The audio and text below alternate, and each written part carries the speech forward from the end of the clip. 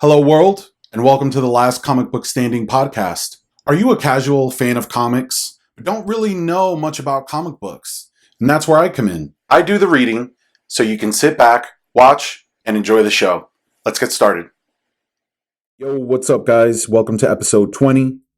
Really cool that we've reached 20 episodes so far. I look forward to making a lot more of these, so I'm glad for having you guys here with me to follow along on this journey. We're going to be reviewing Marauders issue number 2 today. So the song I picked for this issue is Heroes by Alesso, featuring Tove Lo.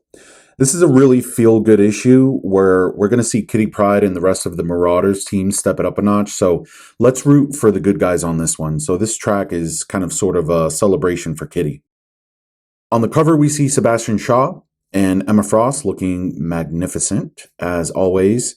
And by the ice cube in their glass, I'm pretty sure they're drinking whiskey. And in my world, I like to think they're drinking Suntory whiskey, because Bill Murray says that for relaxing time, make it Suntory time. So, royal we. Mutants around the world are flocking to the island nation of Krakoa for safety, security, and to be part of the first mutant society.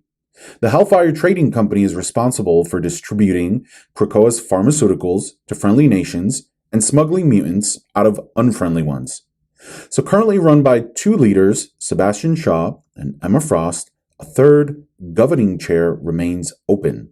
So we see our cast of characters: Emma Frost, Sebastian Shaw, Kitty Pryde, Lockheed, her dragon, Pyro, Iceman, and Storm.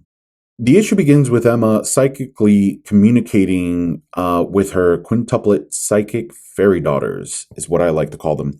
She's seeking their approval for candidates to fill the open Hellfire Trading Company position.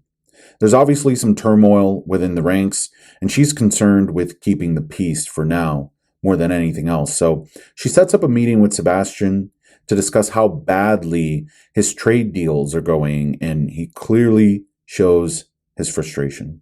She nonchalantly reprimands him for dealing in the open markets and oversaturating them with medicines when he knows that his task is to deal in the black markets only. She even presses him on who he's been eyeing to become the Red Queen. So that person is basically going to be the third and final controlling board member of the Hellfire Club. But since he doesn't want to get into that with her at the moment, she tells him they'll discuss it at some point later on. So we then see the Marauders with a full-on pyrotechnic attack on one of these illegal shipping boats controlled by Shaw. We see them handling everyone with ease, except for this guy called Batroc. I'm sorry if I'm mispronouncing that, but he's French, so that's how I see it being pronounced. And at least we get to witness Kitty fearlessly grab this goon and just dismantling him until she phases him off the ship and into the sea. It's like smooth ninja ballet. And Batroc is not going down without a fight and makes his way into the cargo area, so Kitty has to phase through the floor to follow him. He tries to buy her out by offering her a deal where they report the ship missing, but they still get the medicine to where it needs to go, and he'll cut her off with some of the money. So he's clearly under orders from Sebastian Shaw. She's not having any of that. She tells him that she's not interested in money, but in hurting Sebastian Shaw in his pockets, which is where it matters. And she's not happy that instead of the medicine arriving to their promised destination of Africa, he's trying to deliver them to a group in the States. So before she tosses him off the ship, she tells him that they've already made arrangements for Africa to get their shipment, and we see them start sailing away as the goons are left out at sea on a raft for the Coast Guard to deal with. Then we see them arrive in Taipei, where Kitty has plans to meet with someone. We then see a furious Sebastian demanding that Emma consider his candidate for the Red Queen spot due to him having just lost his ship, his cargo, his money, and his crew, including Batroc. Emma throws a curveball at him by saying that the position is no longer available since she had picked her Red Queen when she was the only member on the board. Sebastian is furious.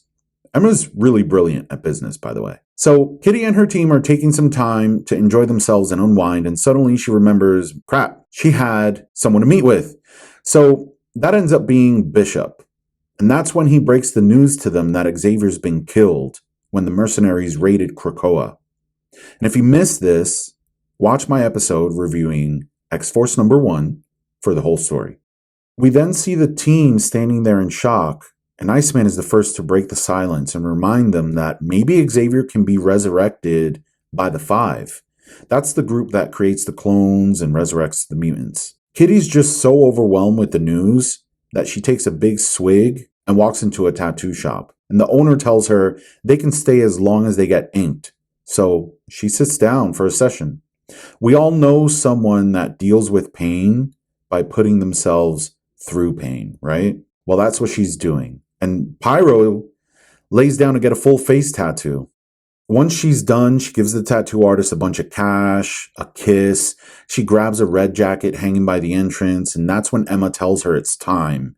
Kitty's ready. Emma sends one of her allies to open a portal to London for them to come see her. And we see Pyro got a full black skull on his face, Punisher style.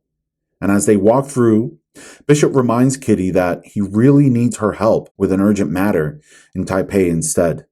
They arrive on their new boat called the Marauder, and they see all its high-tech weaponry. They're so excited, they're surprised, and even Bishop is like, on second thought, Taipei can wait. And Kitty heads to the shore. She has some business to take care of, and then we see Sebastian yelling at Emma again that she's humiliating him.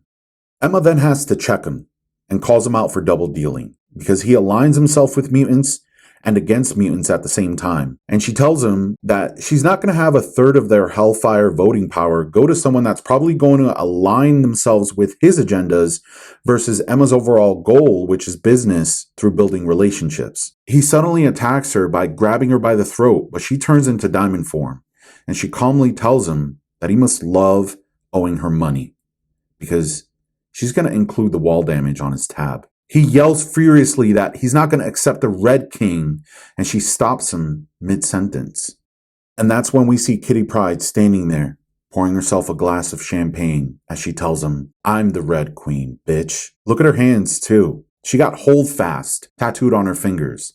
And for anyone that purchased issue number 1 at their local comic shop, you probably saw the variant cover where she's holding both fists out, showing off the tattoo. So they dropped a little Easter egg on us with that back then. So that's pretty cool. So now we have a full controlling board for the Hellfire Club, and Kitty and Emma are going to do some great work together. As for Shaw, I can totally see him trying to sabotage what they're trying to do at some point in the future as payback, because he's not going to forget this. So thanks for tuning in, guys. I'm looking forward to see what happens next.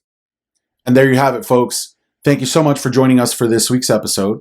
Remember to like the video below, subscribe to the channel, and follow us on Facebook, Instagram, and Twitter at The Last Comic Book Standing.